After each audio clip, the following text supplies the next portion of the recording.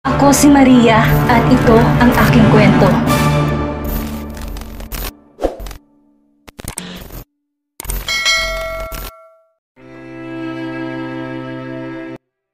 Aling Marcela, ayaw kumain ni Harleen, busog pa daw siya. Ano ba ang nangyayari sa kanya? 3 araw na siyang hindi lumalabas pagkatapos ng lessons nila ni Mrs. Galvez. Nag-aalala na tayong lahat sa kanya rito.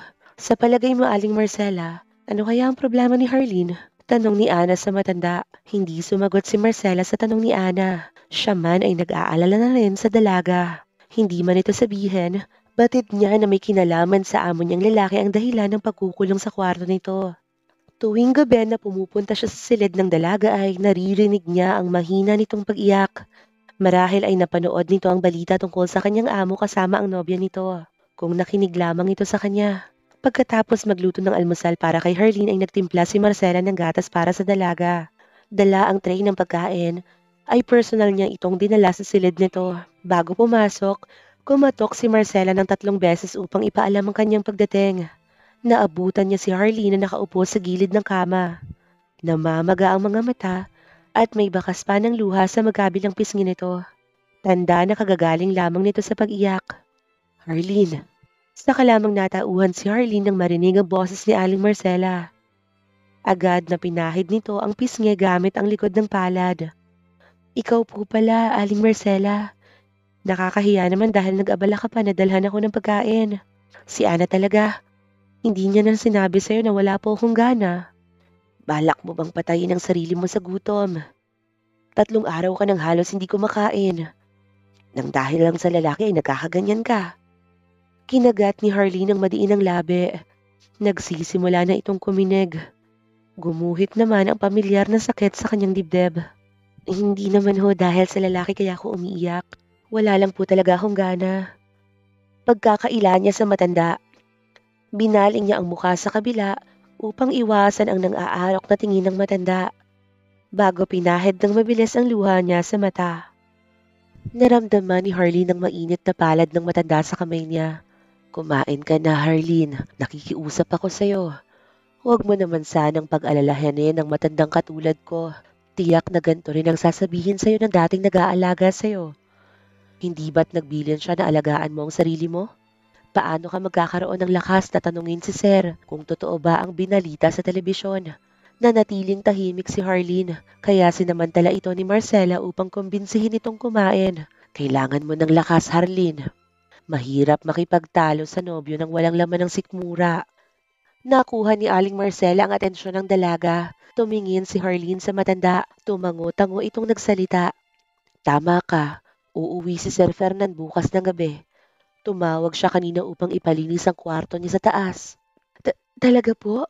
Parang bata na pinahid ni Harleen ng luha sa kanyang pisngi. Napakasama ng kanyang loob, pero sa tuwing nalalaman niya na uuwi ang binata ay nakadarama siya ng kasiyahan. Tumingin siya sa tray na may laman na pagkain na sa mesa. Tama si Aling Marcela. Kailangan niya ng lakas para magtanong kay Fernan. O Diyos ko! Bulalas ni Marcela nang mabuwal si Harleen sa pagkakatayo. Ito na nga ba ang sinasabi ko? Nakita mo na. Nilalagnat ka na pala pero hindi mo man lang sinasabi sa amin. Napakainit ng balat ni Harleen. Nakakapaso ang balat nito sa taas ng lagnat nito. Pinigilan ng dalaga sa kamay ang matanda at akmang lalabas na sana ito ng kanyang silid. Alam niya na tatawag ito ng doktor para suriin siya. Please, please huwag ka na pong tumawag ng doktor, Aling Marcela. Ayokong mag-alala si Fernan kapag nalaman niyang may sakit ako. Promise po, kakain ako ng maayos simula ngayon. Mag-aalala nga ba siya sa'yo? Gusto man isatinig yon ni Marcela ay itinikom na lamang ng matanda ang kanyang labi. Hindi ito makakatulong para bumuti ang kalagayan ngayon ni Harleen. Baka lalo lamang nitong piliin na pabayaan ang sarili at hindi kumain kapag kanyang isinatinig ba ang nasa isip. Inalalayan si Harleen ni Aling Marcela hanggang sa makaupo ang dalaga sa upuan na katapat ng mesang naroon. Salamat po, pasasalamat niya sa matanda. Gusto mo bang subuan kita? Tanong ni Marcela nang mapansin ang paninitig ni Harleen sa mga pagkain na nasa harapan. Ikaw po ang nagluto nito? Tumango ang matanda kay Harleen. Masama man ang pakiramdam at mabigat ang kanyang loob, hindi maiwasan ng dalaga ang mapangiti. O siya, mamaya ka na magpasalamat at kumain ka na muna. Mas matutuwa ako kung kakain ka ng marami. Tiyak na mapapagalitan ako ni Sir dahil niluto ko ang lahat ng paborito mo kahit na dapat ay prutas, gulay at gatas lang ang almusal mo. Kaya kumain ka ng marami.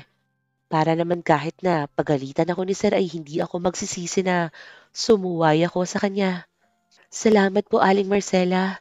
Salamat po talaga. Nataranta ang matanda nang makita na namumula ang mata ng dalaga. Ang sinabi ko ay kumain ka, hindi ko sinabing umiyak ka. Natampal nito ang noo. Ganito ba ang epekto ng pag-ibig? Nagiging iyakin ng mga tao? Talak nito. Masarap magluto si Aling Marcela at ang chef, ngunit sa mga sandaling ito ay walang malasahan si Harleen dala ng kanyang sakit. Pero kailangan niyang kumain para mabilis siyang gumaling at lumakas. Para sa pagbalik ni Fernan ay may lakas siyang tanungin ito tungkol sa kanilang relasyon. Pagkatapos kumain ay inalalayan ni Marcela ang dalaga na maupo sa gilid ng kama nito. Kumuha siya ng gamot sa cabinet na naroon para sa lagnat at bimpo para basain ito at ipuna sa dalaga. Hindi maiwasan ni Harley na maalala si Aling Flor sa ginagawa nito. Mabuti na lang at may mga mabubuting tao na katulad ni Aling Marcela sa paligid niya na handa siyang alagaan kapag may sakit siya. Kung narito lamang sana si Fernan, ito siguro ang nag-aalaga sa kanya ngayon. Mas masaya sana kung narito si Fernan. Harleen, napahawak si Marcela sa kanyang dibdib nang marahas na bumukas ang pintuhan.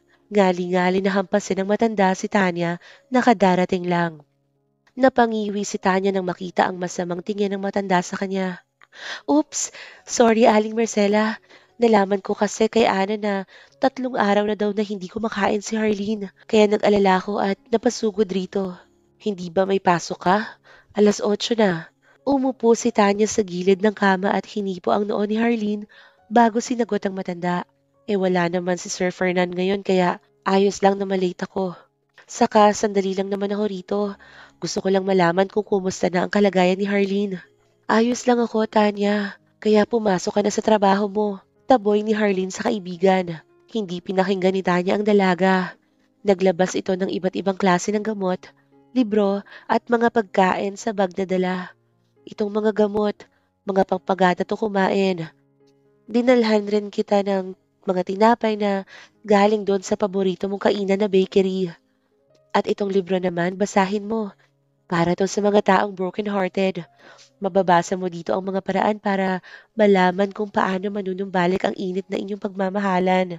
Kumunot ang noo ni Harleen. Paano nalaman ni Tanya na broken-hearted siya? Sinabi na ni Arlene Marcela? Malabo naman na si Ana ang nagsabi nito dahil wala naman itong alam sa dinaramdam niya ngayon. Nang bumaling ang dalaga ay nakita niya ang pagtataka sa mukha ni Aling Marcela.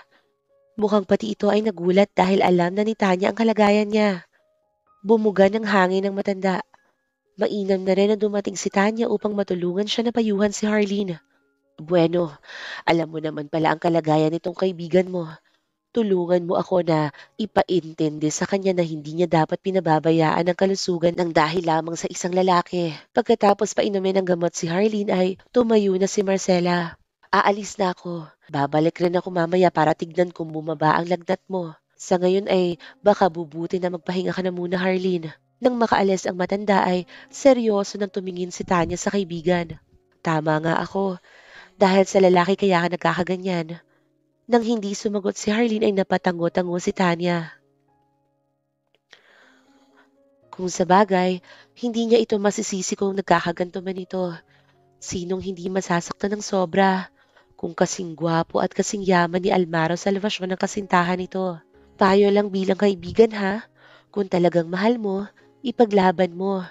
At huwag kang papayag na basta hiwalayan ka. Eksaherada na iwinasiwas ni Tanya ang babasahing libro sa ere. Basahin mo lang ito, malalaman mo kung paano kayo magkakabalikang dalawa. Effective daw ang librong ito ayon sa internet kaya bumili agad ako nito noon. You know, in case lang na masaktan ako soon. Salamat Tanya ha. Tinanggap ni Harleen ang libro nang iabot ito ni Tanya sa kanya. Sana nga ay makatulong ito sa relasyon nila ni Fernan. Hindi nakaligtas sa mata ni Tanya ang pagdaan ng pag-asam sa mga mata ni Harleen habang nakatingin ito sa libro na binigay niya. Sana makatulong ito sa kaibigan niya. Dahil kung hindi, ay magbibigay talaga siya ng sandamakmak na bad feedback sa shop na binilhan niya nito sa internet. Gusto sana niyang magtanong sa kaibigan, subalit alam ni Tanya na hindi magandang magtanong sa isang tao kahit kaibigan pa ito, lalo na kung may kinalaman ito sa pribadong relasyon. Hihintayin na lamang niya na magkwento ito tungkol sa love story nito at ni Almaro. Tumingin si Tanya sa relo. Shit! 9:00 na pala. I have to go na, Harleen. Kailangan ko nang pumasok. Bago umalis ay nagbilin pa ito. Makinig ka kay Aling Marcela ha. Ilang araw pa lang tayong hindi nagkikita pero pumayat ka agad. Kumain ka ng marami. Ang liit mo na ang payat mo pa. Sige ka, baka hindi na balikan ng nobyo mo kapag nagmukha kang malnourished na bata. Bye-bye! Naiwan si Harleen na nakatingin sa libro na iniwan ni Tanya sa kanya. Dahil walang suot na salamin, hindi niya mabasa ang title nito. Tumingala siya at tahimik na nagdasal. Sana maging maayos na ang mga bagay sa pagitan naming dalawa ni Fernan, Lord. Sana ay maayos namin ang relasyon naming to. Nang makalabas si Tanya ng gate ng villa, ay napansin niya ang lalaking nakatayo sa may hindi kalayuan. Pamilyar ang tindig at itsura nito. Parang si... Namilog ang kanyang mata nang makilala ang lalaki. Ito ang nobyo ng kanyang kaibigan, si Almaro Salvacion. Napatingala si Tanya sa langit. Hindi pa nasisimulan ng kaibigan na basahin ang binigay niya, ngunit mukhang dininig na agad ng langit ang dasal nito. Sabi na nga ba at seryoso ito sa kaibigan niya. Nakita at nalaman niya agad na seryoso ito kay Harleen doon pa lamang sa ospital. Una, hindi ito nagdalawang isip na sabihin sa lahat na nobya nito si Harleen. Pangalawa, matyaga itong naghintay na mawala ang mga bisita ng kaibigan bago magpakita. Ang swerte talaga ni Harleen dahil nakatagpo ito ng lalaki na hindi tumitingin sa antas ng katayuan sa buhay. Nakakainggit dahil may mayaman at gwapo na nagmamahal rito. Pero masaya siya para dito dahil nakita na nito ang lalaking mamahalin nito ng totoo. Hindi man swerte ang kaibigan niya sa pamilya nito, swerte naman ito sa pagkakaroon ng mabuti at mapagmahal na nobyo. Sigurado na pagsubok lamang ang pinagdadaanan na away ng mga ito ngayon. Pasasaan ba at magkakaayos rin ang mga ito?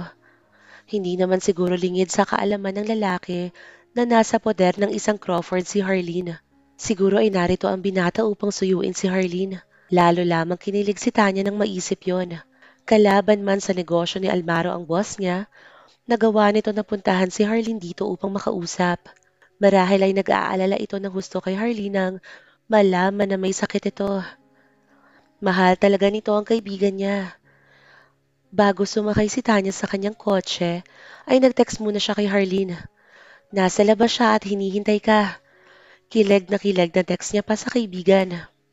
Binato ni Lucy ang lahat ng gamit sa kwarto niya pagkatapos sabihin ng kanyang ina na bigo ang mga tauhan nito na alamin kung saan pansamantala tumutuloy sa Almaro ngayon. 3 araw na siyang naghihintay at sumusubok na hanapin ito. Ngunit katulad ng tauhan ng mami niya, bigo rin siya. Saan ka pupunta? Pigil ni Agnes kay Lucy nang makasalubong niya ito pababahan ng hagdan. I will find him, Mommy. Hindi ako mapapalagay hanggat hindi ko nalalaman kung nasan siya. At kung sino ang babaeng nakita ni Margot na kasama niya. Go back to your room, Lucy.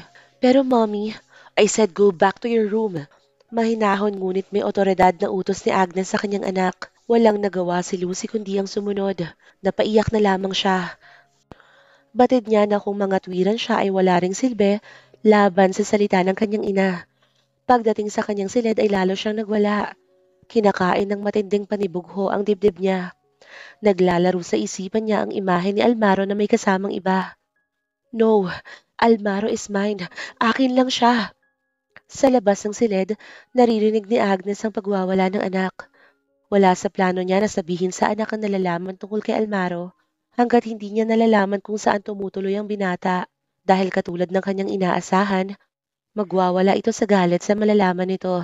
Bantayan niyo si Lucy. Huwag niyo siya hayaan na makalabas ng kanyang silid. Nagtataka man, yumuko at sumagot ng, Yes, ma'am, ang mga kasambahay sa utos ng kanilang amo.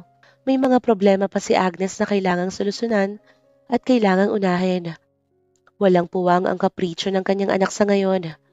Ang tungkol sa bagong projects ang kailangan niyang pagtuunan ng pansin. Hanggang ngayon ay dismayado pa rin ang papa niya sa ginawa ni Lucy nitong nakaraang buwan sa board member meeting. Kung gagawa ng panibagong kahihiyan man ang kanyang anak, ay baka lalo lamang si Agnes hindi makahingi ng tulong sa matanda na ipakasal ang kanyang anak kay Almaro. Nakahanda na ang sasakyan, ma'am. Imporma ng driver ni Agnes. Bago umalis ay tumingin muna si Agnes sa pintuan ng kwarto ng anak. Pagdating ni Agnes sa opisina, napansin agad ng sekretary na hindi maganda ang mood ng amo niya. Ma'am, nakahanap na ako ng panibagong tao na papalit sa mga sumusunod kay Sir Almaro. Nilapag ni Miss Ocampo ang resume ng mga tao na nahanap niya upang sundan ang binatang gusto ni Lucy. Sanay at bihasa sila sa trabaho nila, kaya hindi na makakalusot pa sina Sir Almaro at Mr. Manguera sa pagkakataong ito. That's good to hear, Miss Ocampo. Sa oras na pumalpak ang mga tauhan na kinuha mo, ay titiyakin kong malilintikan ka sa akin. Now, go back to work. Marami pa tayong sisimulang trabaho. Malilintikan?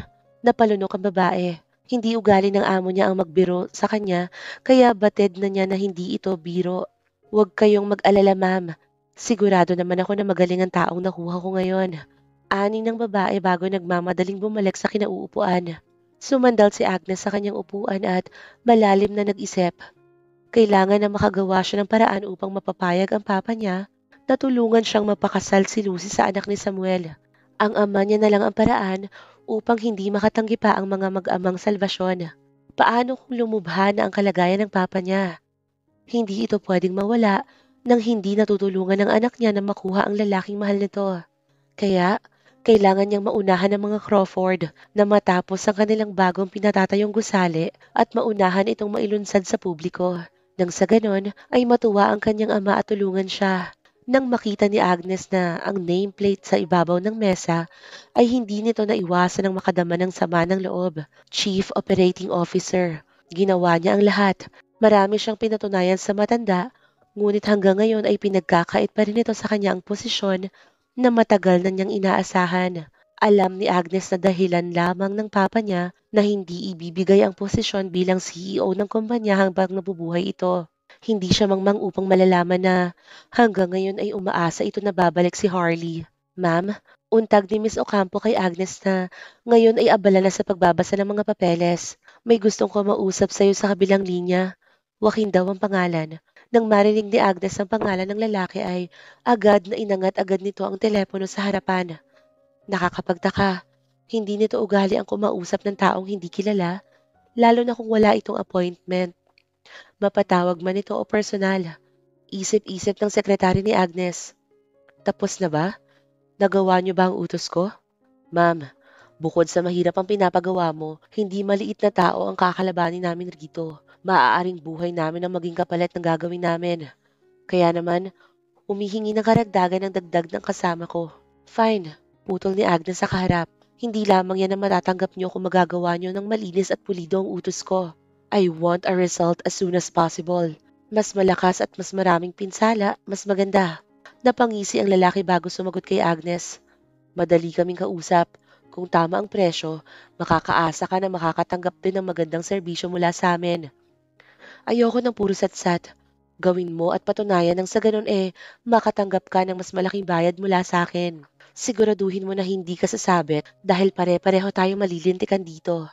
Hindi nakaligtas sa mata ng sekretary ni Agnes ang pagsilay ng ngiti sa labi nito. Sa palagay niya ay may binabalak ang kanyang amo na hindi maganda, na hindi na rin bago sa kanya.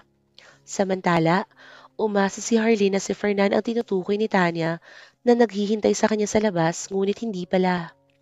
Si Almaro pala ang tinutukoy nito sa text. Are you sick? Tanong ni Almaro nang mapansin ang pamumutla ni Harleen. Shit! Mura ng binata na muntik nang mabuwal sa kinatatayuan ng dalaga. Agad niya itong nilapitan para alalayan. Sa sobrang init ng balat nito, tiyak niya na tama ang hinala niya. May sakit ang dalaga. Pinigilan ni Almaro ang sarili na huwag itong pagalitan. Magkahalong pagkadismaya at lungkot ang nakikita niya ngayon sa mukha nito, na para bang may ibang tao itong inaasahan na makita bukod sa kanya. Kung pagagalitan niya ito, alam ng binata na hindi rin makakatulong. Akala ko naramdaman ni Almaro ang pagpikit ng nanginginig na kamay ni Harleen sa kanyang damit. Muli, narinig niya ang impit nitong pag-iyak. Sandaling pumikit ang binata upang kontrolin ang sarili ng tanungin nito ng, dahil na naman ba sa kanya kaya ka umiiyak? Wala siyang karapatan sa ngayon.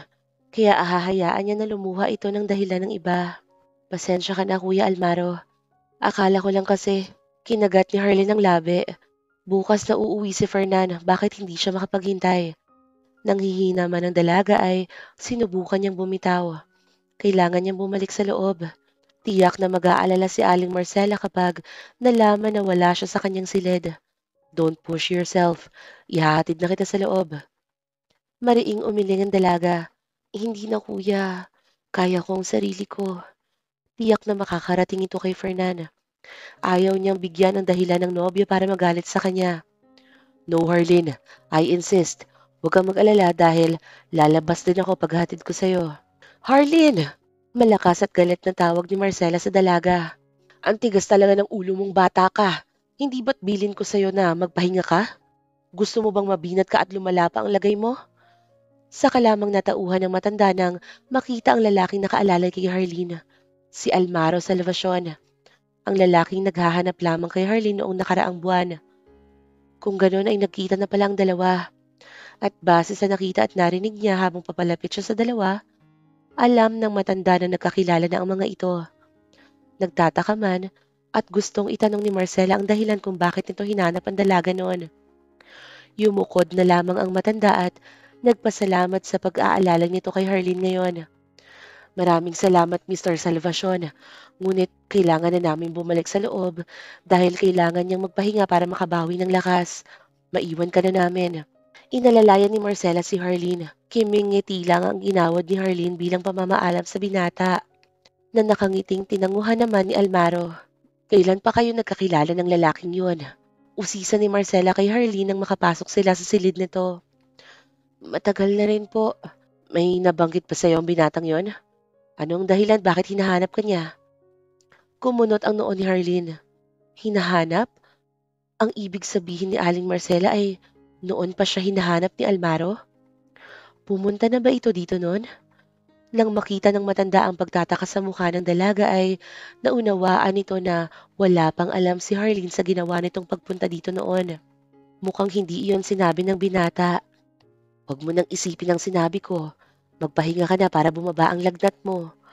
Pagkatapos kinumutan ito at lumabas na si Marcela ng silid. Si Harleen ho, nakita mo na?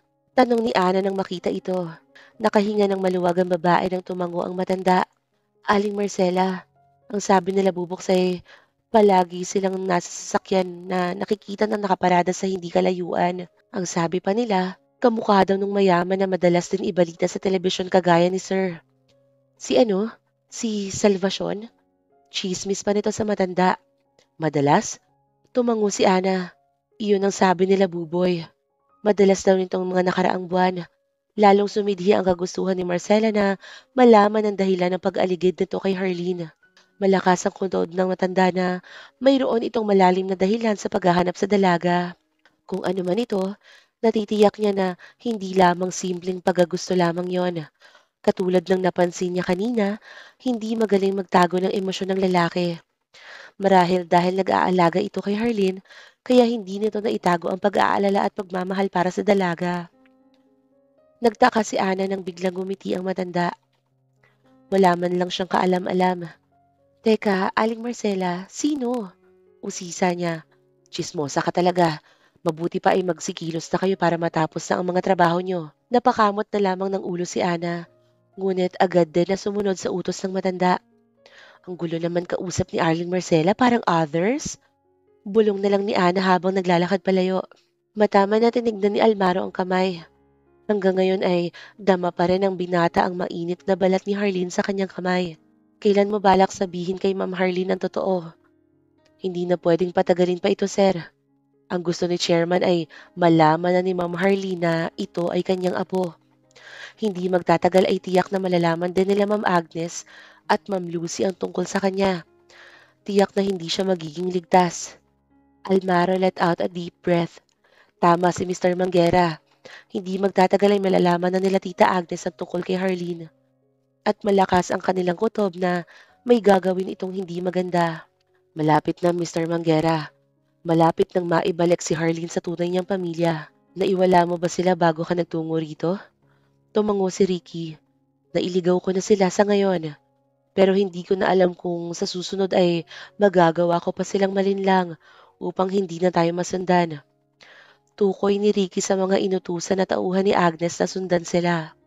Naging agresibo na ang mga tao ni Ma'am Agnes. Dumarami na rin sila. Sa palagay ko ay may hinala na siya na hindi lamang simpleng utos ang binigay sa atin ng ama niya. Naaalala ni Almaro ang sumbong ni Kathy sa kanya. Tama ka. Sa palagay ko ay may hinala na siya. Ano kaya ang gagawin ni Harleen kapag nalaman niya ang tunay niyang pagkatao? At may ugnayan pa kaya si Ines at Fernan sa isa't isa? At ginagamit lang ng binata si Harleen? Yan ang ating aalamin sa susunod nating kabanata.